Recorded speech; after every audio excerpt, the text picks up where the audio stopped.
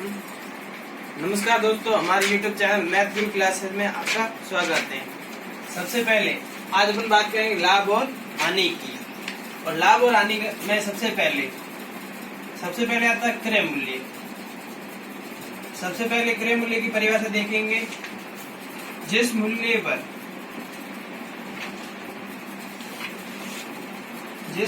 पर वस्तु खरीदी जाती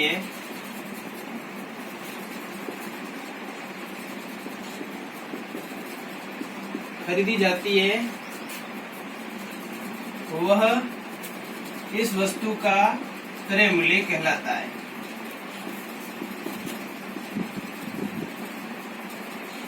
क्रय मूल्य कहलाता है। दूसरे नंबर पर आता है विक्रय मूल्य।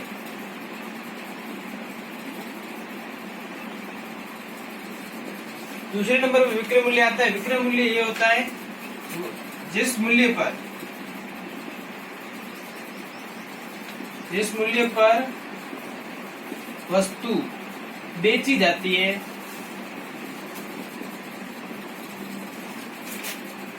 वह इस वस्तु का विक्रय मूल्य कहलाता है।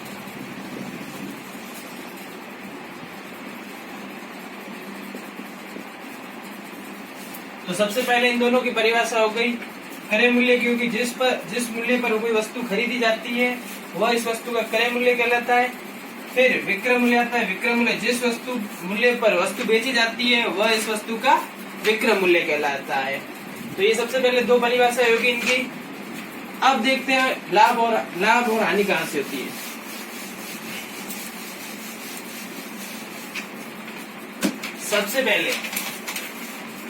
सबसे पहले लाभ कहाँ से होता है। अगर विक्रय मूल्य में क्रय मूल्य घटाते हैं तो अपन को लाभ प्राप्त होता है। फिर अब हानि कहाँ से होगी। अगर क्रय मूल्य के अंदर विक्रय मूल्य घटाते हैं तो अपन को हानि होती है। सबसे पहले ये विक्रय मूल्य के अंदर अगर क्रय मूल्य घटाया जाता है तो लाभ होता है। अगर क्रय मूल्य के अंदर विक्रय मूल्य घटाते हैं तो हानि होती है। अब सबसे पहले इनके दो सूत्र देखेंगे, लाभ और हानि का। अब लाभ प्रतिशत कैसे निकाला जाता है। तो सबसे पहले लाभ प्रतिशत, तो इसका सूत्र होगा कि जो अपन को लाभ हुआ है, लाभ अपॉन में आ जाएगा क्रय मूल्य जिस पर वस्तु खरीदी गई थी, और गुणा हो जाएगा 100, क्योंकि 100 ही प्रतिशत के आधार पर निकाला जाता है। फिर अब हानि का सूत्र, हानि का प्रतिशत क्या होगा कि अपन सबसे पहले जो हानि हुई है अपॉन में आ जाएगा क्रय मूल्य जिस पर वस्तु खरीदी गई थी, और फिर आ जाएगा गुणा 100। सबसे पहले ये दो सूत्र हो गए। अब सूत्र के हिसाब से आगे का काम करेंगे। सबसे पहले मानो अगर 100 रुपए की वस्तु 100 रुपए में खरीदा,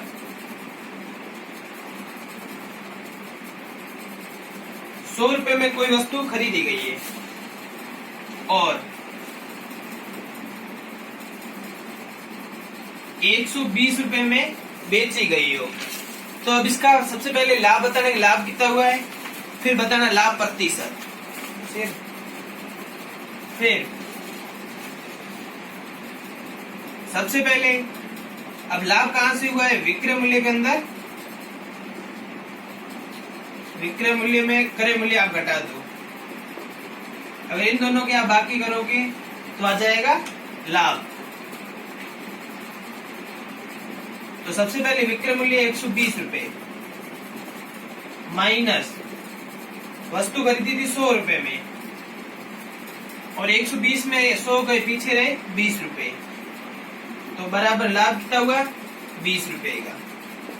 अब लाभ प्रतिशत बताना है तो सबसे पहले सूत्र में रखना है। जैसे लाभ का सूत्र था लाभ बराबर लाभ प्रतिशत बराबर लाभ और क्रय मूल्य और अपॉन 100, ये सबसे पहले सूत्र हो गया। अब सूत्र के हिसाब से रखो तो लाभ हुआ है, यहाँ पर लाभ हुआ है 20 रुपए का, तो सबसे पहले लाभ 20 रुपए का और क्रय मूल्य इस वस्तु का था 100 रुपए, तो ये 100 रुपए, फिर अपॉन 100, तो 100 से 100 गए, पीछे रहे 20, तो इसका कितने प्रतिशत हुए, लाभ 20% हुआ।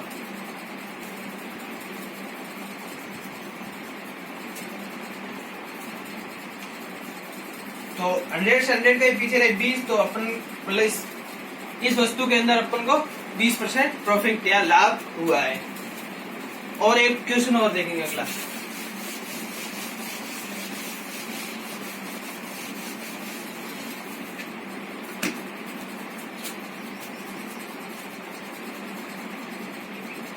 जैसे 200 रुपए में खरीदी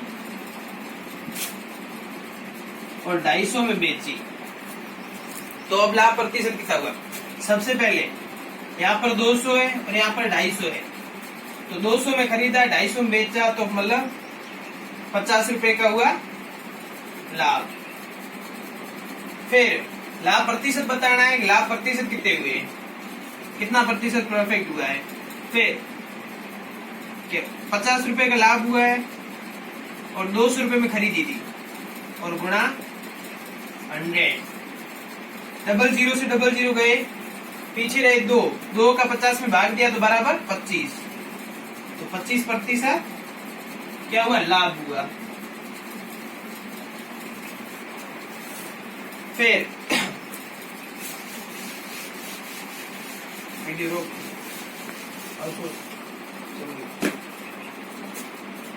अब जैसे अब हानि की बात करेंगे, तो सबसे पहले मानो कि 100 रुपए में खरीदी हुई है कोई वस्तु और 90 रुपए में बेच दी, तो अब लाभ और मतलब हानि बताने,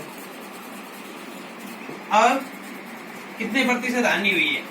तो सबसे पहले 100 रुपए में खरीदा 90 रुपए में बेचा, तो बराबर मतलब 10 रुपए की हानि हुई है। फिर वही सूत्र, हानि का सूत्र था हानि प्रतिशत बराबर सबसे पहले आएगी हानि, फिर अपॉन में आ जाएगा क्रय मूल्य और बट्टों में हो जाएगा 100, ठीक है। फिर अब हानि कितनी हुई है, हानि हुई 10 रुपए की, क्रय मूल्य कितना था 100 रुपए था,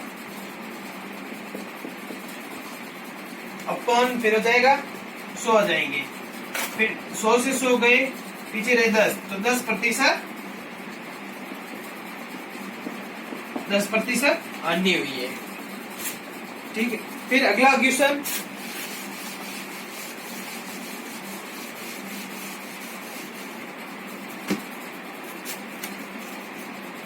मानो जैसे 200 रुपए में वस्तु को खरीदी है और 150 रुपए में बेची हो, तो सबसे पहले 200 रुपए में खरीदी 150 रुपए में बेची, तो यहाँ पर 50 रुपए का 50 रुपए की हानि हुई है।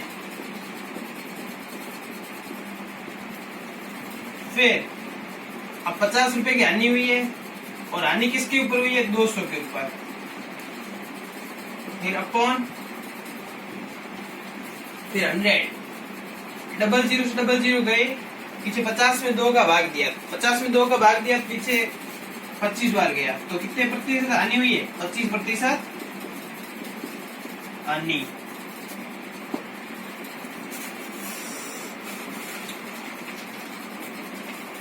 अब अगले क्वेश्चन की तरफ देखेंगे।